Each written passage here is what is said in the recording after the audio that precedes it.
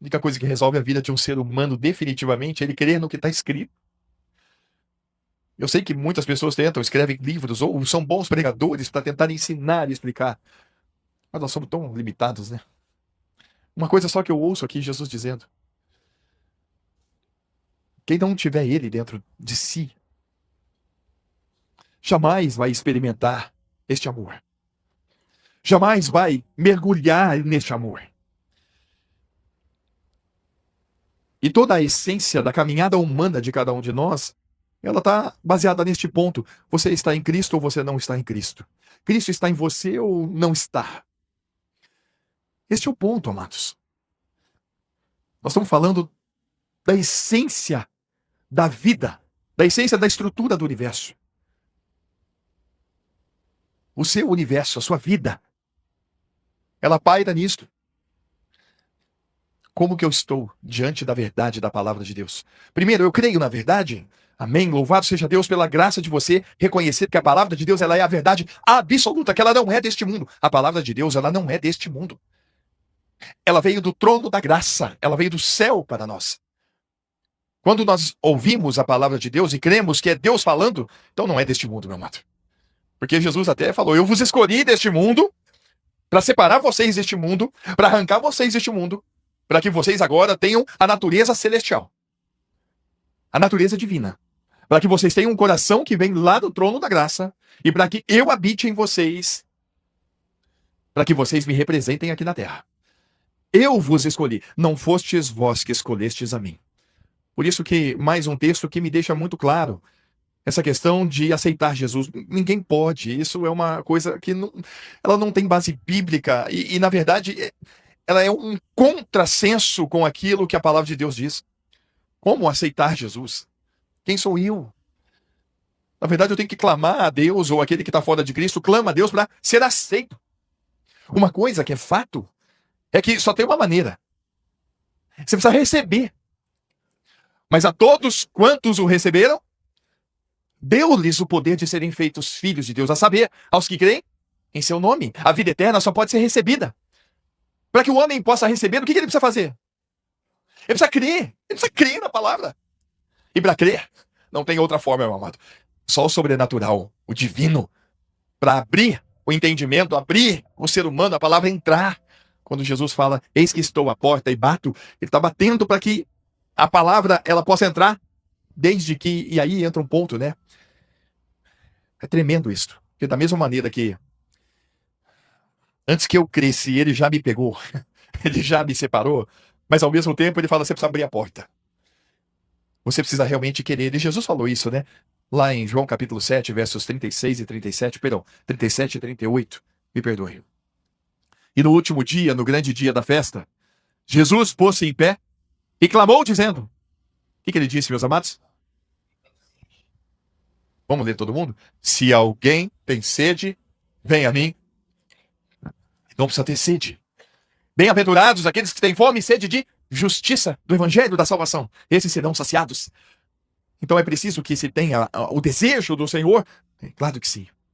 Mas aí entra um mistério. É um mistério e eu não sei explicar isso. Porque quando eu quis o Senhor e eu quis.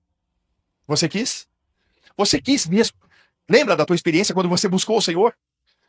E aí eu vou te dar uma notícia. Um mistério. Mas eu não posso jamais deixar de falar disso. Quando você quis o Senhor, ele já te quis, meu amado. Foi ele que te quis. E as duas coisas, elas estão aí, ó. Deus não anula a nós. Deus vem habitar em nós. Ele arranca de nós a incredulidade. A definição do pecado dada por Jesus, do pecado, porque não crê em mim. Realmente é uma definição muito assertiva. O pecado é incredulidade. E o pecado é a raiz de todo mal mesmo. É dele que vem todo mal. E o pior mal que pode haver para um homem é ele ser incrédulo. O pior mal que pode haver é ele não poder crer no Senhor. Você já imaginou isso? Se não fosse Deus para revelar esta obra a nós, meus amados, se não fosse o Espírito dele para nos convencer e nos revelar a palavra de Deus não faria efeito nenhum na nossa vida. É preciso ter o divino. Por isso que é preciso que a gente lembre que Jesus falou assim, vocês examinam as Escrituras procurando ter nelas a vida eterna. E ainda diz, são elas que testificam de mim. E aí alguns usam esse texto, eu respeito. Para dizer, tá vendo, a gente tem que examinar as escrituras. Eu falei, olha, eu não entendi assim não. Para mim não é isso que Jesus está falando. Jesus está colocando até de uma forma, deixa eu tentar colocar isso, talvez um pouco irônica. Vocês procuram, examinam, estudam, leem a Bíblia, procurando que vocês vão ter vida eterna, obedecendo ela. Elas vão falar de mim. Examinai as escrituras. Vamos ler lá, ó. Ou lê a nossa Bíblia, ó. Examinai as escrituras, porque vós cuidais ter nelas a vida eterna, e são elas que de mim testificam. Eu estou entendendo Jesus falando assim, Romero. Vocês, e ele estava falando para um grupo seleto. Para os judeus ele estava falando, na grande maioria do tempo. E em muitos casos, ele estava falando para quem entendia, escribas, fariseus, saduceus. Eles estavam falando para esse povo. E aí ele está falando, vocês examinam as escrituras. E examinam mesmo. E vocês cuidam que nelas tem a vida eterna. Vocês entendem a linguagem? Eu estou entendendo Jesus falando assim, olha, vocês são da lei. Vocês acham que por vocês cumprirem toda a palavra de Deus, vocês vão ter a vida eterna? Jesus falou que quem cumprir toda a vida eterna, toda a lei, ele tem vida eterna. Ele falou isso para aquele jovem. Ele falou para aquele jovem, se você... O que diz a lei? Amarás a teu próximo, a ti mesmo. Eu tenho feito tudo isso. Fala, você fará muito bem se fizer tudo isso. Só que aí ele fala, só que te falta uma coisa. Te falta nascer de novo. Porque ninguém pode cumprir toda a lei. Mas se alguém pudesse, teria vida eterna. Quem pode? Ninguém pode. E aí, olha o que ele fala. Agora, presta atenção. Então vocês examinam as escrituras, procurando ter nelas a vida eterna. Elas falam de mim, hein? Agora, o que vem o versículo seguinte?